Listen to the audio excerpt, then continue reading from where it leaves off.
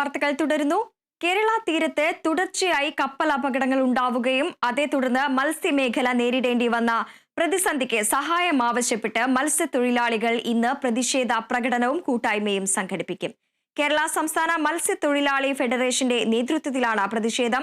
തൊഴിൽ രഹിതരായ മത്സ്യത്തൊഴിലാളികൾ നേരിടുന്ന സാമ്പത്തിക നഷ്ടത്തിന് പരിഹാരം കാണാൻ കേന്ദ്ര സർക്കാർ നഷ്ടപരിഹാര പാക്കേജ് പ്രഖ്യാപിക്കണമെന്നാണ് ആവശ്യം. സംസ്ഥാന വ്യാപകമായി തീരദേശത്തെ 50 മത്സ്യത്തൊഴിലാളി കേന്ദ്രങ്ങളിലാണ് സംഘടന പ്രതിഷേധം സംഘടിപ്പിക്കുന്നത്. ഫിഷിംഗ് ഹാർബറുകളിലും പ്രധാന മത്സ്യഗ്രാമങ്ങളിലും പ്രതിഷേധ പരിപാടികൾ നടക്കും. കേരള തീരത്ത് തുടർച്ചയായി കപ്പൽ അപകടങ്ങൾ ഉണ്ടാവുകയും അതേ തുടർന്ന് മത്സ്യമേഖല നേരിടേണ്ടി വന്ന പ്രതിസന്ധിക്ക് സഹായം ആവശ്യപ്പെട്ട് മത്സ്യത്തൊഴിലാളികൾ ഇന്ന് പ്രതിഷേധ പ്രകടനവും കൂട്ടായ്മയും സംഘടിപ്പിക്കുകയാണ്. കേരള സംസ്ഥാന തൊഴിലാളി ഫെഡറേഷന്റെ നേതൃത്വത്തിലാണ് പ്രതിഷേധം സംഘടിപ്പിക്കുന്നത്. തൊഴിൽ രഹിതരായ മത്സ്യത്തൊഴിലാളികൾ നേരിടുന്ന സാമ്പത്തിക നഷ്ടത്തിന് പരിഹാരം കാണാൻ കേന്ദ്ര സർക്കാർ നഷ്ടപരിഹാര പാക്കേജ് പ്രഖ്യാപിക്കണമെന്നാണ് പ്രധാനമായും ഉന്നയിക്കുന്ന ആവശ്യം. സംസ്ഥാന വ്യാപകമായി തീരദേശത്തെ 50 മത്സ്യത്തൊഴിലാളി കേന്ദ്രങ്ങളിലാണ് സംഘടന പ്രതിഷേധം സംഘടിപ്പിക്കുന്നത്. ഫിഷിംഗ് ഹാർബറുകളിലും പ്രധാന മത്സ്യഗ്രാമങ്ങളിലും പ്രതിഷേധ പരിപാടികൾ സംഘടിപ്പിക്കും. ഇപ്പോൾ കേരള സംസ്ഥാന മത്സ്യത്തൊഴിലാളി ഫെഡറേഷൻ CITU സംസ്ഥാന general secretary PP Chittaranjan MLA നമ്മളോട് ചേരുന്നു. ശ്രീ ചിത്തരഞ്ജൻ, കേരള തീരത്തെ കപ്പൽ അപകടങ്ങൾക്ക് മുൻപേ തന്നെ ട്രോളിംഗ് നിരോധനം ഏർപ്പെടുത്തിയിട്ടുണ്ട്. കപ്പൽ അപകടം കൂടി ആയതോടെ ജനങ്ങളിൽ വലിയ രീതിയിൽ ആശങ്ക സൃഷ്ടിച്ചത് മത്സ്യബന്ധന മേഖലയിൽ വലിയ രീതിയിൽ ഒരു തിരിച്ചടിയായിട്ടുണ്ട്. നിലവിലെ സാഹചര്യം എന്താണ്? ഇന്നത്തെ പ്രതിഷേധ പരിപാടികൾ എങ്ങനെയാണ് ക്രമീകരിച്ചിരിക്കുന്നത്? ട്രോളിംഗ് നിരോധനവും കപ്പൽ അപകടവും തമ്മിൽ യാതൊരു ബന്ധവുമില്ല. ട്രോളിംഗ് നിരോധനം എന്ന് പറയുന്നത് ദീർഘകാലമായി ജൂൺ ജൂലൈ മാസങ്ങളിൽ ട്രോളിംഗ് നിരോധനം നടത്തണം എന്ന് മത്സ്യത്തൊഴിലാളികൾ ദീർഘകാലം ആവശ്യപ്പെട്ടതിന്റെ അടിസ്ഥാനത്തിൽ ഗവൺമെന്റ് ഏർപ്പെടുത്തിയിട്ടുള്ളതാണ്. അത് മത്സ്യത്തിന്റെ പ്രജനനത്തിന്റെ കാലഘട്ടമാണ്.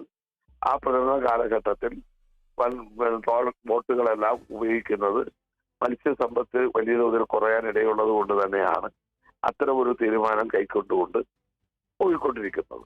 എന്നാൽ മെയ് മാസം 24-ാം തീയതിയും ജൂൺ മാസം 9-ാം തീയതി ഉണ്ടായിട്ടുള്ള ഒരു മെയ് 24-ന് കപ്പൽ മുങ്ങി, ജൂൺ 9-ന് മറ്റൊരു കപ്പലിന് തീപിടിച്ചു.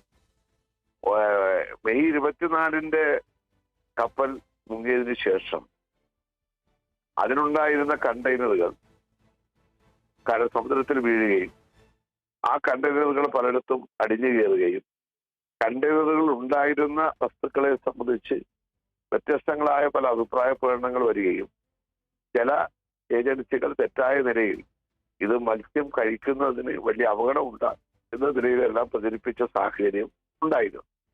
അത്തരമൊരു സാഹചര്യം പിന്നീട് നടത്തിയിട്ടുള്ള പഠനത്തിൽ അങ്ങനെ പ്രയാസങ്ങളില്ല, മത്സ്യം ഉപയോഗിക്കാവുന്നതാണ് എന്നൊക്കെ കണ്ടെത്തിയിട്ടുണ്ടെങ്കിലും ഈ കണ്ടെയ്നറിന്റെയും കപ്പലിന്റെയും അവശിഷ്ടങ്ങൾ കടലിനടിയിൽ കിടക്കുകയാണ്, സമുദ്രത്തിനടിയിലാണ്.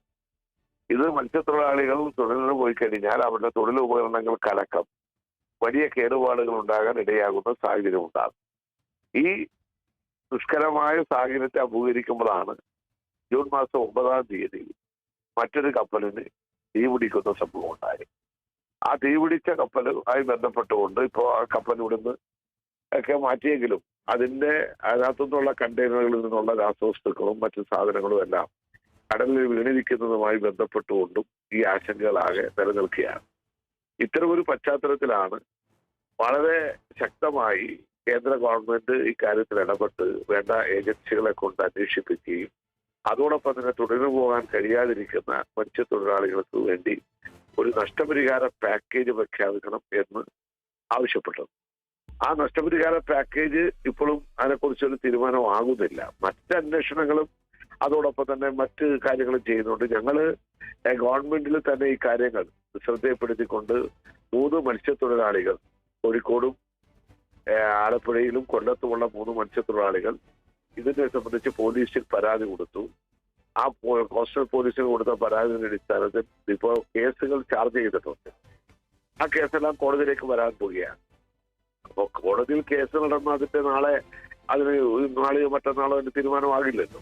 എന്നാൽ ഇന്നത്തെ ഒരു സാഹചര്യത്തിൽ ഈ ഷിപ്പിംഗ് കമ്പനിയിൽ നിന്നും അടിയന്തരമായ തുക സ്വീകരിച്ചുകൊണ്ടോ അതല്ലെങ്കിൽ ഗവൺമെന്റ് അതിനാവശ്യമായിട്ടുള്ള ഫണ്ട് നൽകിക്കൊണ്ടോ ഈ തൊഴിലിന് പോകാതെ ബുദ്ധിമുട്ടുന്ന മത്സ്യത്തൊഴിലാളികൾക്ക് തൊഴിൽ ചെയ്യാൻ കഴിയുന്ന, അവരുടെ ജീവിതം മുന്നോട്ട് കൊണ്ടുപോകാൻ കഴിയുന്ന സാഹചര്യം ഉണ്ടാക്കണം എന്നാവശ്യപ്പെട്ടുകൊണ്ടാണ് ഇന്ന് സംസ്ഥാനത്തുടനീളം ഇത്തരത്തിലുള്ള പ്രതിഷേധ പരിപാടി CITU സംഘടിപ്പിച്ചിട്ടുള്ളത്.